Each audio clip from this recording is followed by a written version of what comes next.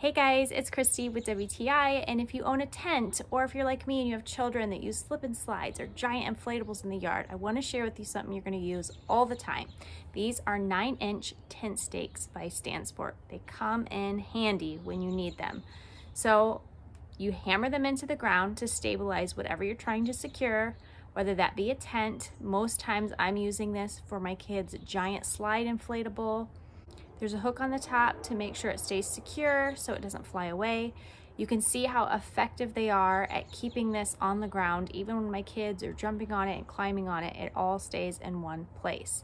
So if you need to make sure your tent doesn't fly away or a slip and slide doesn't shift while your kids are using it, or an inflatable, whatever your needs are, these are very effective and I would absolutely recommend them.